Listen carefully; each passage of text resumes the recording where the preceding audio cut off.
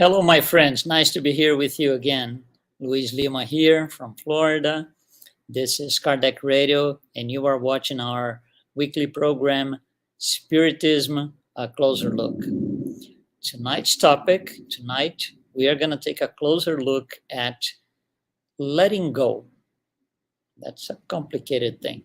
Before we start, if you have any comments, any questions, suggestions, you can use our Facebook page or kardecradio.com, either way, and just give us your comments, let us know.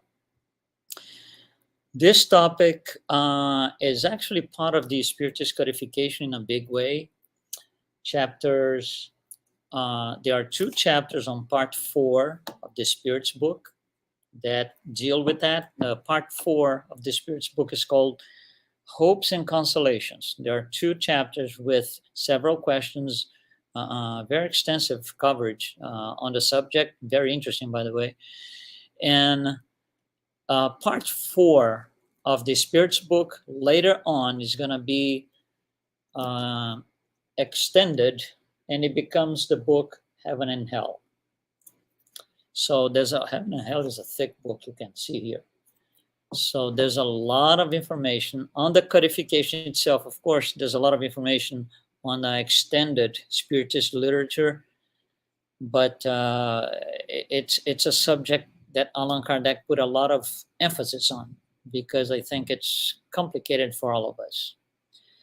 Letting go. Wow. Well, let me start saying this. The idea, the general idea of letting go does not please anyone. Does not please anyone. But for some reason, we don't like it. Okay. When you say letting go, when I refer to letting go, it's very broad, very generic. It could be a lot of things. It could be several different things. So let's look at some of the things that could be. What I'm going to mention here is not everything. This is just a brief idea of letting go and how we deal with that based on the codification. So letting go, it could be something so simple like an object, a possession that you have, and you have a hard time letting go for some reason. It just has a meaning, has an attached value or an attached meaning for you. And it happens to all of us, especially kids. They don't like to let things go, the small toys and objects. But there's one point that's very interesting, which is actually in one of the André Luiz books, in two of his books, when he talks about psychometry in museums and antique stores. Of course, you have a lot of objects that belong years and centuries sometimes ago or prior to that. It belonged to other people. And, these people died, and whoever was left in charge either didn't see the same value or they just wanted, to sell, whatever reason. So these things go to museums and antique stores. And a lot of times, mediums that go to these places, when they are close to some of these objects, they feel a very strong presence, as if somebody was pushing them away, saying, "This is mine, don't touch." Mediums, they feel that. It's very interesting. So the idea of not letting go of a possession, it goes even beyond this life. That's one type of letting go. Here's another one: physical habits. It involves chemistry in the body, physical dependency. So, smoking, drinking, drugs, anything like this. They are habits that are very complicated.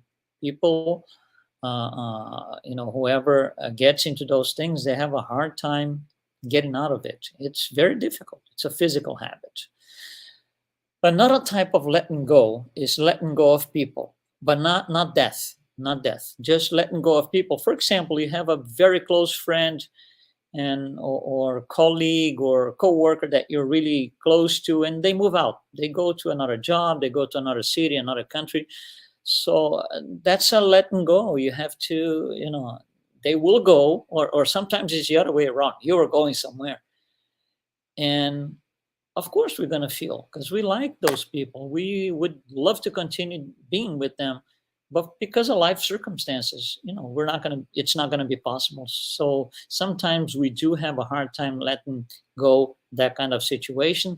And especially one that's especially difficult is for parents when their kids go away to school, college, whatever school it is. Parents have a hard time. It's kind of, I'm losing a part of me. Very difficult for us to deal with. And it's just part of life. In a way, we don't want them to stay under our arms and umbrellas for life. Of course, we don't want that. On the other hand, we don't want them to go. So it brings up a clear conflict of emotions here for parents, especially parents. So difficult. Here's another one: non-physical related habits. So something underlying at the emotional level, spiritual level, either they play a role against ourselves when we are trying to become better people. They will come our way, cross our way, and make things difficult for us. And this is the letting go of hatred, envy, pride, selfishness, intolerance, impatience, in general, vices. These vices, they have been around with us for several lives. It's not something that started 2 decades ago, 3 years ago. No, they have been following us, if you will, for several lives. It's hard to let them go. We have a hard time with that. And probably the worst of all, the most complicated and difficult and the most challenging, to say the least, is the loss of a loved one. That is really complicated. It involves physical pain at times for certain people, very deep emotional pain for others. Of course, it's not the same thing for everyone, but it is a complicated process. All of these types of letting goes, per se, that we mentioned here briefly, they all have a common denominator. All of them, at different degrees, but they all have a common denominator, which is they cause suffering at a certain degree. More in some cases, less in others. It's not the same for all people, but all of them, they cause suffering and discomfort, to say the least. And that's where we start having all these internal conflicts about letting go. I don't want to let this go. I know I have to. Most of us know, especially us spiritists. I think it's so clear throughout the spiritist literature that we have to let things go, but still it doesn't mean that it's easy. Nobody's saying it's easy. It's not at all. So what's really holding us back? It's basically uncertainty. There's no assurance of what's going to happen. It's the unknown. Things are going to be under a new perspective. Am I ready for it? Am I not? All these things, they go deep into our souls, and it generates challenges. It creates challenges for us to overcome these things. In the book Heaven and Hell, Allan Kardec has a very interesting phrase. Of course, guided by the spirits. They say, we carry with us our heaven or our hell wherever we go. That explains in part why it's so difficult. If some sort of loss, one of those that I mentioned, it doesn't have to be death of a loved one. It could be one of the other ones. But if that for us is a hell, I mean, I decided that this is complicated, very difficult. It's my hell. It's my Everest mount that I have to transpose, and it's complicated. This is gonna be with me wherever I go. Sometimes we don't want to stay in a house that somebody close to us passed, so we go somewhere else. But the lack of the physical presence of the person is still there. So I'm gonna have to go through a healing process. Until I get past that healing process, It's going to be the same wherever I go. These letting goes, they are situations, and they are necessary stepping stones. If nothing ever changes, if we don't go through these things, we don't learn. For example, going through a death of, let's just say, a parent, for example, or even a son, but let's say a parent. It might be complicated for some, traumatizing for others. It might not matter for others because they were not close enough to the parent. But still, it's a necessary stepping stone. I have to go past that. If we have a destination and we know what that is, perfection, if we have a destination, we have to go through every single possible situation, good and bad, all of them, including losses and letting things in the past, leaving things behind.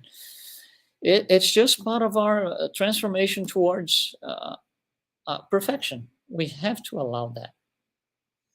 So these things, they should not bring us down. They do at times, but they should not bring us down. We should be alive inside with this, I would say, tenacious desire to be better, to live above all that. You see, death of a loved one, for example, is another experience. I'm not saying it's good or we shouldn't pay attention. That's not what I'm saying. But it's another experience. It's another milestone because now I know something that I didn't know before, for example. When a very close person to us dies, it could be a family member or a partner, life partner, something like that. It's another milestone. It's another experience that we pile up experiences as we go along, and that's what makes us better. To be perfect, I have to have had that experience at least once.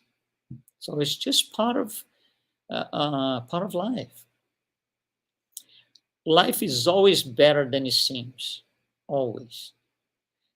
The problem is sometimes we are shadowed by our inability, by our own inability to see goodness on things. So the word death for maybe 99.99% of the population means something negative, something that I don't see any good in that.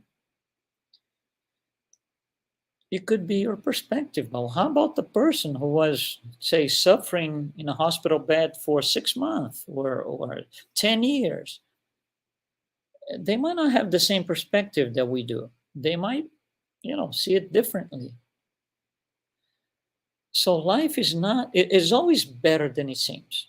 We are the ones bringing ourselves down. As we become better, we can make others better. And that's one of the goals. That's the moral charity, making others better. But in order for that to happen, I need to become better first. How do I become better? Through stepping stones, through good and bad experiences that I'm going to go through, but I'm going to leave them in the past. I'm learning from them, but I'm not going to get stuck and live forever and ever on that day. Because we see spirits that discarnate, and in spiritist centers, they show up on their mediumistic meetings, and they're suffering spirits. They are invited over by the mentors of the center for the session. They show up. They start saying, let's just say I had a car accident. I'm waiting for help. And this has been for 400 years, 300 years. It's incredible. Just the other day, a couple of weeks ago, maybe, we ran a program on one of the stories here on the book Heaven and Hell about a monk called Benoit. I urge you to go and it's in the index. You're gonna see Benoit, the monk. Read the transcript of his mediumistic communication. It's incredible. He doesn't even believe he can get better. So all these things, we have to allow us to be better so we can serve others, and then we get much better. We got to love ourselves to be lovable. If we don't love ourselves, we're not going to be lovable, because we're not going to attract that kind of energy. Hating ourselves brings hatred. So here's Spiritism, which comes to us as this great counselor, helper, if you will. It will bring, in the words of Allan Kardec, a new order of ideas that will facilitate us complying with this letting go needs that we have to, go through. Spiritism brings a new perspective on the facts of life. It makes us see things from a different light. There is another possibility always. There's never one possibility. There is at least another one. So let's look at least a second view, a second angle of things. So when we have to go through these letting go things, depending on how hard it is for us, sometimes we have the tendency to think it's an evil thing. Why am I being put in this situation? Why am I going through this? Well, I'll tell you one thing based on Spiritism. There is nothing evil about the concept of letting go. It's not evil, it's progress. It's what makes us better. It's what makes us better. And Spiritism is based on what? On a reference, on a moral reference. Where is that moral reference? Jesus brought it to us. It is based on the moral teachings of Jesus. And it's very clear, I think so by now, that Jesus, truly in our hearts, we can't go down. Jesus is this road of true goodness, the Spirit tells us. Jesus is this road of true goodness. With Jesus truly in our hearts, we can't be at war at ourselves. We can't. No way. We cannot be at war with ourselves. Internal conflict. With Jesus in our heart, truly in our heart. It's not possible. So, coming back to the most difficult of all these letting goes, which is the death of a loss of a loved one, loss of people who are really close to us. Some of these people, when they go, or before they go actually, they have to go through long processes, illnesses. A lot of people are in hospital beds. I just mentioned that for several months, some of them several years before they're passing. It's really difficult for them and for those who are watching, the family members, colleagues, whatever, friends, those close to that person. So we all suffer. But Spiritism teaches one thing. That process is necessary for all parts involved. Okay, what are the parts involved? Well, let's mention some here. So we're getting an example of somebody who is in a hospital bed for, say, quite a few years. So who are the parts involved? The person who is about to pass, family members, maybe a spouse, who would be the closest one, but family members, sons, daughters, something like that. But not all of that. That's not all of it. Doctors, nurses, health professionals, everybody is part of the process.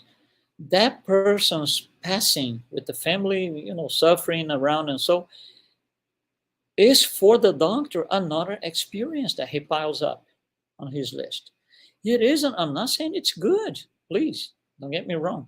But for him, for her, it is another experience. For the nurses, it is another experience to have to deal with another patient, leaving Earth or passing. So all parts involved. are going through that because it is necessary for everybody. That's another thing that Spiritism teaches us. So we have this tendency to revolt. Just doctor couldn't save the person. Please, we're all gonna die one day. There is no such a thing as this doctor is gonna extend my life until the end of times. There is no such a thing. Same for nurses and health professionals. So all of them, they're part of it. There's a bond. There's a bond that brings them all together. And one thing is, that's the Spiritist consolation. We will get past the tears. We will get past the tears. Absolutely. These letting go moments are milestones along the way. Now, one day, at one point, we're going to look back and say, wow, I remember that particular moment. Wow, I had to overcome all of this and this. That's what a milestone is. Something that you have to overcome. We will all have our tears, get past our tears, all of us. These moments, these transitions, all these letting go moments, they define a before and after for us on every aspect with different intensities.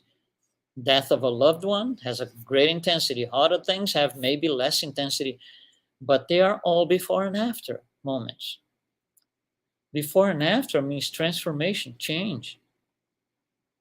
And we don't change for worse, we change for better. Revolt is no way of getting any help. Anger, rage, rebellion, none of this is any way to get help. Not at all. It will make us worse because now we have not only we have to deal with the situation, but we are bringing negative feelings, emotions, sentiments, which attract the same thing. So now it got worse. No anger, no hatred, no revolt, no rage, nothing like this. So for us that are missing our loved ones, do you miss a loved one? I think we all do at a certain degree. Spiritism tells us, pay attention to this. Death is the future life. Death is the future life. Death itself defines what life is.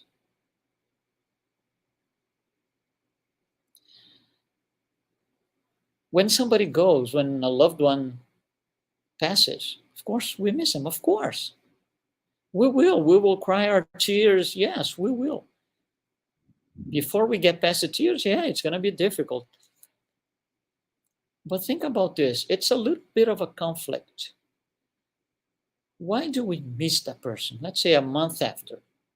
Why are we still missing the person 30 days after the fact? Because in spirit, that person is still with us. Translating into a better language, their spiritual body, their perispirit, is still here with us. We can still feel it, sense it in a way. But the physical body is not. So I feel the presence and I look around and I don't see the person's body. I don't see that person incarnated anymore. That's a conflict. It's a tremendous conflict. But here's something. There is presence in every absence. If they're absent because they passed, there's presence in it. That presence, it shakes me. It makes me suffer or not, depending on how I see, but it makes me feel that person with me. There is presence in every absence. So these are all learning lessons. If we want to serve others, And we better do that because that's how we get better, and faster towards perfection. If we want to serve others, we have to be able to teach the lessons that we learned. How am I going to console somebody who just who just lost a loved one, if I have never lost a loved one myself? It's going to be a little bit complicated because I don't have what it takes to feel what that person is feeling. Maybe I felt last year, 10 years ago. I have to have passed that first, and I have to have passed my tears to be able to be productive in a way to help that person. In the conclusion of the Spirits book, there's a very interesting phrase. There's a whole text, not the conclusion. I'm sorry, the prolegomena of the Spirits book, and it ends with a phrase, short phrase, and that phrase is this: God cannot use the blind to explain the light. I'm going to say that again. God cannot use the light cannot use the blind to explain the light. That's what I was just talking about. If I haven't passed that as a life experience, I can't help people who are passing that with the same, I would say, caliber of emotional charge that I could. I just don't have that because I haven't seen that yet. So to sum up, do we want to be blind or do we want to be the light? We want to be the light. We want to be the light, but we can't be blind to explain the light. So these life experiences are milestones. They pile up on our spiritual history in our favor. It's not God making me suffer. It's not God that I have to rebel against. It's not, anger that I need to feel. No. It's a valid, more than valid, it's a necessary life experience. Okay, my friends, thank you very much for participating with us. And Spiritism A Closer Look will be here next week, Wednesday at 7 p.m. Eastern Time. We'll see you next time. Be well. Thank you so much.